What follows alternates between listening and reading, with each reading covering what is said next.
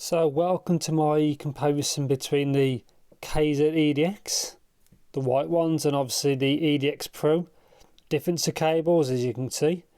As a full disclaimer, is just people kind of requested the video, and I own these anyway. Well, this one is this actually I gave to a friend of mine, and I'm just borrowing it back for this video.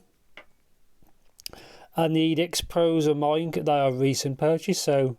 Obviously there's no companies involved or anything like that, and yeah, let's get onto it. So EDX, a big seller from last year. That's what they look like. Bass dynamic, and same again here. So obviously they've gone quite for different styling. It's all good. That's the shape. Looks the same. I had no issues with comfort. It's basically the holes are basically in the same positions. But yeah, the comfort, which to me is always first before sound, because if it could sound amazing, but if it's really, really uncomfortable, you're not going to use it. And the comfort on these is actually quite good, I say. And noise isolation is okay. Obviously, it's never going to be perfect because it's a single dynamic driver, which has to vent to the atmosphere for it to work. Cables, so this is the cable that came with the EDX. Typical KZ cable, but it works okay. Gets tangled really easy. And obviously in the review video, you've seen what this cable is. Personally, I think this is better. It's meant to be the same one that comes with the CCA NRA, but I don't have that one yet. Also, I'm meant to be getting the KZ EDX, which is its kind of twin. Yeah, so that's what they look like. Powering them is easy. Build, same kind of tips as you can see. Obviously, that's large. These are mediums. You know, it's got the star lines. The grill inside's a bit different. That's a little bit finer. That's just like that stamped metal kind of material. I prefer the one that's on here. And sound, obviously that's what you're here for. Before that price, this cost me a little over £5 when I bought it originally, and this was about £10, so like twice the price. Which obviously £10 is still not very expensive, but when you're paying double from what the original is, it's quite a thing. But anyway, I'm going to overlay a graph now of me graphing them a few days ago. As you can see, I work from left to right. The EDX Pro is more bassy, as you can see. It starts to change from like 500 Hertz, where it tends to separate. They're both bass. They're definitely not bass light.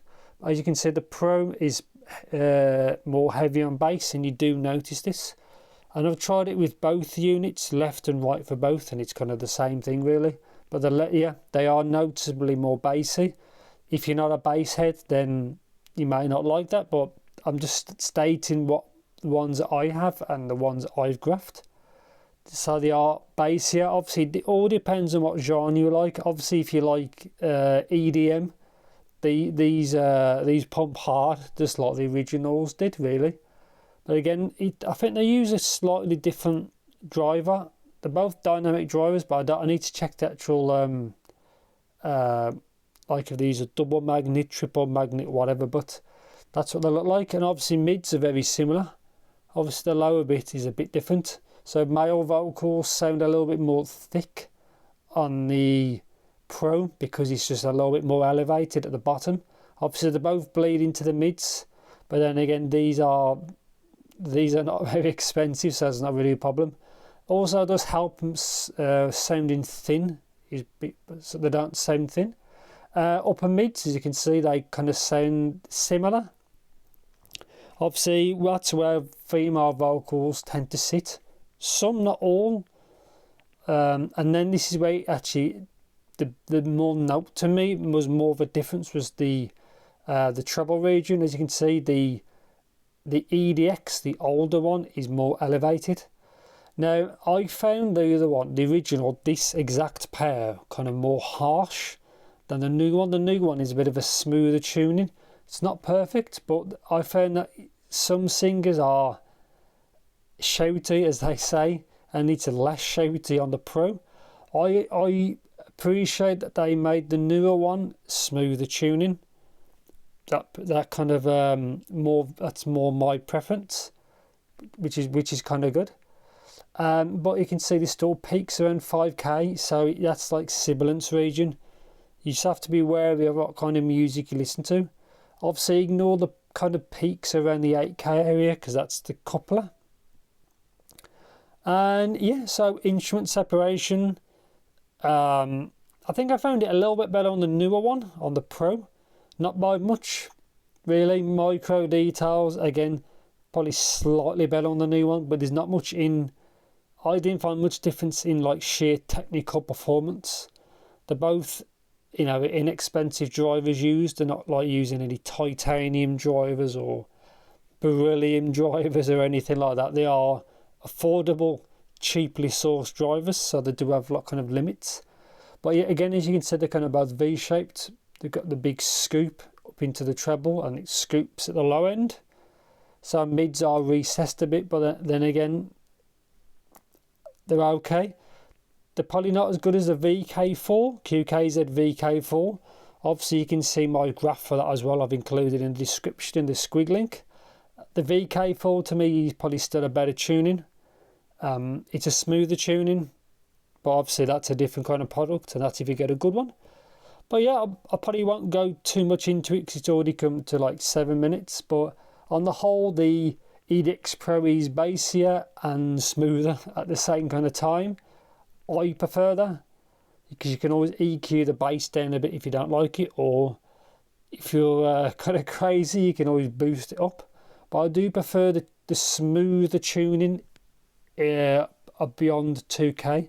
I do actually appreciate that. But there is still parts where it's still a little bit too strong for me. It all depends, you say, on what kind of genre you listen to, or your actual use case for these. Like a friend of mine, all he uses this for is podcasts. So he likes completely different sound signature. He likes the TRN X6s, for example, which is garbage for most things, but it's good for speech, like, for an example. But yeah, I'll probably end it now. But yeah, on the whole, original EDX obviously on the left, less bassy than that one, more aggressive in the treble. I didn't ultimately like it, but that did sell very well, and a lot of people did like that. I do prefer the new one. It's just I think the included cable seems better. It seems to be more robust, which is quite good, so you'd have to buy a new one. Comfort's good for both. I prefer the smoother tuning on the newer Pro on the right hand side. And yeah, I'm quite curious to see what they do next from this. Obviously they're going to do something, and hopefully in the future I'll be reviewing the KZ ZAS, which I've got over there. I just haven't got to do the video yet. The KZ EDX is meant to be on the way. So is the CCA NRI and the CCA CA24. Well, that's quite a mouthful. So yeah, I've got loads of stuff coming up, plus LZA7. What else? TRN VX Pro. And there's many other things in the pipeline. So yeah, I end it here before it gets too long. But yeah, quickly go over it again. I prefer the smoother, bassy EDX Pro over the more harsh, slightly less bassy EDX. In reality, there's not a massive difference between them. They're both bass. They both got really elevated bass. That just has a bit more of it. And yeah, anything you want to know, just let me know in the comments. I try and don't go into sound too much, because everybody listens to different things. But anything in particular, just post a comment, and I'll get back to you. So thanks for watching. Take care.